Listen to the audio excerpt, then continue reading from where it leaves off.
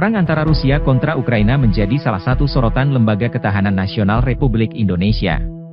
Dalam pertemuan dengan pemimpin redaksi media massa di Ruang Konstitusi, Gedung Trigatra, Lemhanas RI Jakarta, pada Rabu, 22 Februari 2023, Gubernur Lemhanas RI Andi Widjayanto mengungkapkan pesan Presiden Rusia Vladimir Putin kepada Presiden Indonesia Joko Widodo perihal potensi penggunaan senjata nuklir.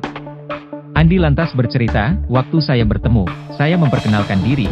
Kalimat pertama Putin adalah, tolong sampaikan ke Presiden Jokowi bahwa Rusia tidak mempertimbangkan menggunakan senjata nuklir. Saya belum ngomong apa-apa." Kalimat pertamanya itu, ujar Andi. Kalimat keduanya, "Tapi jika ada serangan udara ke wilayah Rusia, kami mempertimbangkan menggunakan senjata nuklir," lanjutnya. Andi mengaku khawatir dengan pesan yang disampaikan Putin. Sebab, dalam kajian strategis, secara normal retaliasi nuklir hanya dilakukan kalau terjadi serangan nuklir. Namun, Putin mengatakan itu terjadi jika serangan udara terjadi. Pertanyaannya kemudian, serangan udara yang disebut Putin mengarah ke wilayah Rusia yang mana atau wilayah di Ukraina yang sekarang sudah dikuasai Rusia. Sementara dikabarkan Presiden Rusia Vladimir Putin mengatakan bahwa negara yang dia pimpin menangguhkan partisipasi dalam perjanjian New START atau Strategic Arms Reduction Treaty, yaitu perjanjian kontrol senjata yang dijalin Moskow dan Washington sejak 2010. Perjanjian itu melarang kedua negara mengerahkan lebih dari 1.550 hulu ledak nuklir, membatasi rudal, dan pembom berbasis darat serta kapal selam yang mengirimnya.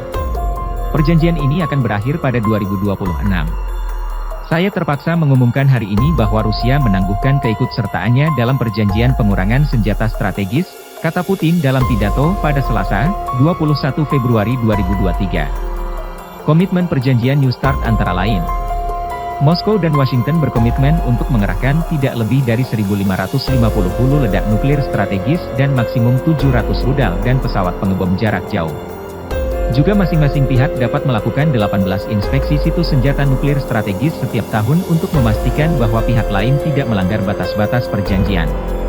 Ketakutan akan perang nuklir semakin nyata. Kamis ini, Putin kembali memberi sinyal soal nuklir, di mana dirinya akan melengkapi angkatan bersenjatanya dengan peralatan canggih. Putin mengatakan bahwa untuk pertama kalinya, rudal balistik antar benua Sarmat akan dikerahkan tahun ini. Sarmat adalah senjata dengan julukan "setan" yang mampu membawa banyak hulu ledak nuklir. Sebelumnya, penangguhan oleh Putin dinilai pengamat bahaya. Ini akan meningkatkan risiko perlombaan senjata baru, bersamaan dengan perang di Ukraina. Masa depan disebut tak akan stabil dan dapat diprediksi. Itu juga memacu kekuatan lain seperti China, India, dan Pakistan untuk membangun persenjataan nuklir mereka.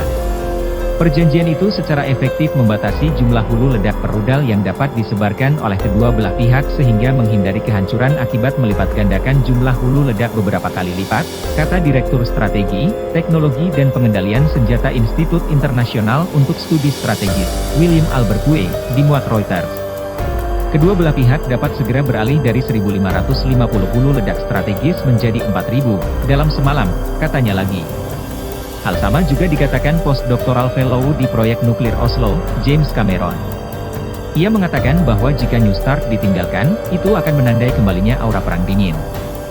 Jadi kita akan memiliki ketidakstabilan besar dalam hubungan di mana kedua belah pihak Rusia dan Amerika Serikat bertindak pada skenario terburuk, menambahkan sistem dan rencana yang lebih rumit untuk penggunaannya, katanya. Pada akhirnya mengarah pada situasi yang jauh lebih tidak stabil antara kedua belah pihak dan juga lebih besar risiko beberapa jenis penggunaan nuklir, tambahnya.